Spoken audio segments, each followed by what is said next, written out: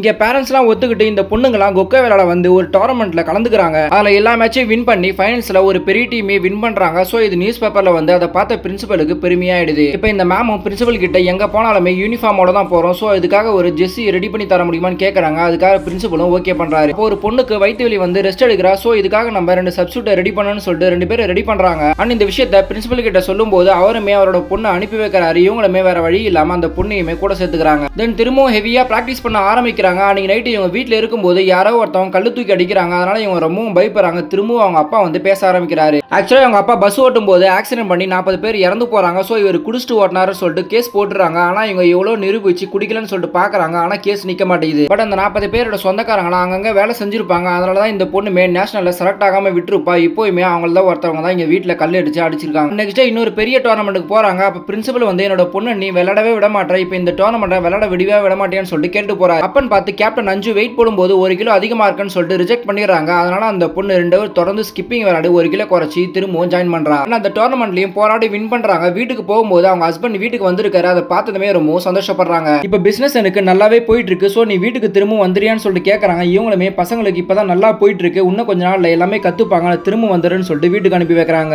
And அப்படியே ஸ்கூலுக்கு போறாங்க. பார்த்தா அந்த ஜெஸ்ஸியும் அந்த கொக்கோ கொம்மும் எரிஞ்சிட்டு இருக்கு. அப்படியே இந்த பொண்ணுமே இவங்களை பார்த்து முறைக்கிறாங்க. தென் கிளாஸ் ரூமுக்குள்ள போறாங்க. அப்பதான் இவங்க அப்பா தான் ஆக்சிடென்ட் பண்ணி 40 பேரை கொண்டுட்டாங்கன்னு சொல்லிட்டு நியூஸ்ல படிச்சிட்டு இருக்காங்க. அதை கேட்டும் கேட்காத மாதிரி வீட்டுக்கு போயிடுறாங்க. கதவு தட்ட சவுண்ட் கேக்குது. பார்த்தா அஞ்சு வந்து நிக்கிறா. ஆக்சுவலா இவங்களோட அப்பா பண்ண ஆக்சிடென்ட் தான் இவங்களோட அம்மாவும் இறந்துருப்பாங்க. இந்த விஷயமே இந்த பொண்ணுக்கு இப்பதான் தெரிஞ்சு போயிருக்கோம். சோ இனிமேல் உங்க மூஞ்சில நான் முழிக்கவே மாட்டேன்னு சொல்லிட்டு அங்க வந்து கிளம்பிடுறா. ஆனா இவங்க அந்த பொண்ணு கிட்ட உண்மையை சொல்ல எவ்வளவு ட்ரை பண்ணி பாக்குறாங்க. பட் இவங்களை பார்த்தாலே அந்த பொண்ணு தள்ளி போயிடுறா. தென் இன்னும் டோர்னமெண்ட் மேட்டிங்ல நடக்க போகுது. ஆனா ஷூலாம் வாங்கணும்னு சொல்லிட்டு இவங்களே காசு போட்டு எல்லாருக்கும் ஷூலாம் வாங்கி தராங்க. இப்ப டோர்னமெண்ட் டேவும் வருது. பட் இந்த பொண்ணு இந்த டோர்னமெண்ட்டை விளையாட மாட்டேன்னு சொல்லிட்டு ஒரு கிளாஸ் ரூம்ல உட்காந்துட்டு இருக்கா. அதை பார்த்தா இவங்க அவங்க கிட்ட பேசலாம்னு சொல்லிட்டு ஒரு நிமிஷம் உட்கார வைக்கிறாங்க. ஆக்சுவலா என்னோட அப்பா மேல தப்பு இல்லைன்னு சொல்லிட்டு எவ்வளவு ட்ரை பண்ணியுமே அந்த கேஸ்ல என்னால ஜெயிக்க முடியல. பட் இது உன்னோட வாழ்க்கை, என்னோட அப்பா மேல இருக்க கோவத்தினாலே உங்க அம்மா மேல இருக்க பாசத்தினால உன்னோட வாழ்க்கையை இழந்துராத. இந்த டோர்னமெண்ட்ல கலந்துக்கிட்டு நீ வின் பண்ணாதான் உன்னோட ஃபியூச்சரே நல்லா இருக்கும். இதுக்கப்புறம் நான் உன் மூஞ்சிலே முழிக்க மாட்டேன், நான் கண்டிப்பா இந்த ஊரை விட்டே போயிருன்னு சொல்லிட்டு அங்க வந்து கிளம்பிடுறாங்க. இப்போ இந்த பொண்ணு டோர்னமெண்ட்ல கலந்துக்கிட்டு விளையாடுறாங்க. ஆனா பாயிண்ட்ஸ் கம்மியாயினே வருது. ஆனா மோட்டிவேஷனுக்கு ஆள் இல்லாம ரொம்பவும் கஷ்டப்படுறாங்க. அப்ப அஞ்சு நம்ம டீச்சர் நம்ம எல்லாருக்குள்ளே இருக்கிறாங்க. சோ அவங்க நினைச்சு மோட்டிவேஷன் பண்ணி விளையாடுவோம்னு சொல்லிட்டு கொஞ்ச நேரத்துக்கு பேசி மோட்டிவேஷன் ஆகி அந்த கேம்லயே வின் பண்றாங்க. இந்த விஷயத்தை ஹீரோயின் கிட்ட சொல்றாங்க. அதை கேட்ட இவங்க ரொம்பவும் சந்தோஷப்பட்டு ஊரை விட்டே கிளம்புறாங்க. இப்போ இது தெரிஞ்ச பசங்க எல்லாம் போக வேணாம்னு சொல்லிட்டு ரொம்பவும் ட்ரை பண்றாங்க. இருந்தாலுமே அங்க வந்து கிளம்பிடுறாங்க. இப்படியே 4 வருஷம் போகுது. டிவில கொக்கோ விளையாட்ட நேஷனல் லெவல்ல லைவா போடுறாங்க. பார்த்தா இவங்க ஸ்கூல் லெவல்ல கத்து கொடுத்த கேப்டன் அஞ்சு அதுல விளையாடுறா. அதை பார்த்ததுமே இவங்க ரொம்பவும் பெருமையா ஃபீல் பண்றாங்க.